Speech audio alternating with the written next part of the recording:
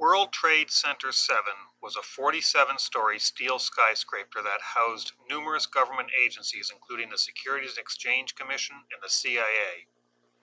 It had some office fires, particularly on the SEC floors, where many key Enron and WorldCom files were lost. No other steel skyscraper has ever collapsed due to fire, yet remarkably, late on September 11th, it fell straight down at near free-fall acceleration for almost 100 feet, even though no airplane ever hit it. The National Institute of Standards and Technology, or NIST, was tasked with solving this most amazing collapse. One unique piece of steel was found by Professor Jonathan Barnett, a fire protection engineer. He found a 1-inch thick steel column from World Trade Center 7 reduced to a half-inch thickness with gaping holes, curled like a paper scroll, thinned to almost razor sharpness with a Swiss cheese appearance. And Professors Biederman and Sisson of Worcester Polytech confirmed the presence of eutectic formations on the steel. The Swiss cheese appearance shocked all of the fire-wise professors, who expected to see distortion and bending, but not holes. And the New York Times called these findings perhaps the deepest mystery uncovered in the investigation. FEMA conducted a preliminary building performance study in 2002. In an Appendix C of their report, they mentioned the mysterious eutectic mixture that attacked this steel. The severe corrosion and subsequent erosion of the samples are a very unusual event. No clear explanation for the source of the sulfur has been identified. So what is a eutectic mixture? It's an alloy or mixture whose melting point is lower than that of any other alloy or mixture of the same ingredients. As the sulfur content of iron oxide increases, the melting point decreases. So the problem is, what is the source of the sulfur that causes steel to look like Swiss cheese? There are two primary theories. The mainstream explanation is that the source of the sulfur was from normal building materials found in the rubble. In 2006, Frank Greening prepared a report outlining potential sources of sulfur. Dr. Greening identified the following major potential sources of sulfur: gypsum wallboard, diesel fuel oil, and molten aluminum reactions with gypsum. Mainstream media, such as movies, have said the sulfur came from masses of gypsum wallboard that was pulverized and burned in the fires. But independent scientists have developed their own studies that suggest other sources for the sulfur in the eutectic mixture. Specifically, various incendiaries, including thermate, was a contributing cause of the intergranular melting. The main chemical reaction in thermate is the same as thermite, but it also contains sulfur. Sulfur generates a eutectic system when molten thermate interacts with iron or steel, lowering the melting point of iron. But scientists on both sides wanted NIST to address this critical evidence in their final World Trade Center 7 report. Professor Jones said NIST should do an easy experiment in the presence of gypsum and then test whether sulfur has entered the steel. And Dr. Greening wisely wrote at the end of his report, by way of verifying these conclusions, it is suggested that NIST fire tests should be repeated using more realistic environments that include shredded aluminum alloy 2024, crushed concrete and gypsum, water, rusted steel, aviation fuel, plastics, etc. And FEMA said a detailed study into the mechanism of this phenomenon is needed to determine what risk, if any, is presented to existing steel structures exposed to severe and long-burning fires. And Ryan Mackey wrote, at the time of writing, NIST has not yet issued its report on WTC-7. It may and should address this issue in the final report.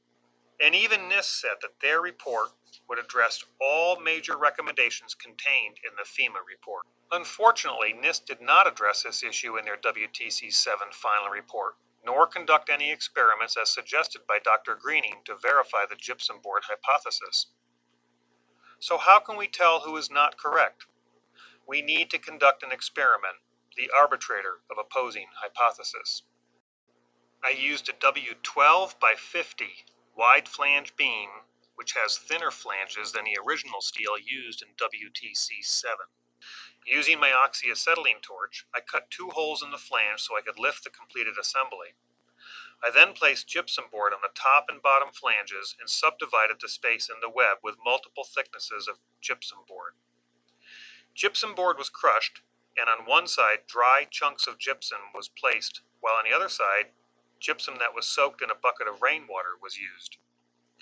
Some concrete was crushed, and on the other side of the wide flange, a mixture of gypsum board, crushed concrete, and aluminum scraps, some from an airplane, steel scraps, and plastic was mixed in. About a gallon of diesel fuel was also added to the mix. A drywall lid with holes covered the side, and the entire setup was wrapped with wire lath and fence to help keep all the material contained and close to the wide flange.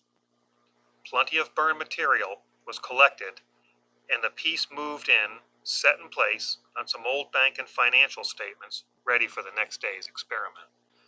Around 8 the next morning, in memory of those Enron files, I lit the bank statements to start the experiment. A rather robust fire soon enveloped. As the fire grew, additional fuel had to be constantly added. More and more piles of brush was added to build a good base for the larger logs that would be added later in the day. All morning long and part of the afternoon, the fire was fed with more and more fuel, including brush, trimmings, and some furniture and door panels were also added. After all the piles of brush were finally consumed, entire loader buckets of larger logs were added. The inferno burned all throughout the day, reaching temperatures that could easily melt aluminum cans and aluminum gutters. The fire blazed throughout the night, bringing the temperatures high enough to make the wide flange beam glow red. The fire burned for over 24 hours, and the coals lasted for another full day. By midweek, the fire was cool enough to remove the test piece. The ashes were raked off, and the test piece lifted out for observation.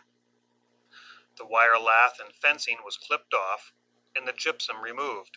For the most part, all the aluminum scrap was gone, with the exception of a few small blobs. The steel beam did not have any holes whatsoever. In fact, it was still quite solid and sound. The aluminum, concrete, drywall, diesel fuel, and building materials did not cause any intergranular melting. So, if the concrete, drywall, aluminum, and diesel fuel did not cause the intergranular melting and sulfidation, then some uncommon substance that is not normally found in buildings must have caused it. And that uncommon substance must have been inside the structure before their destruction.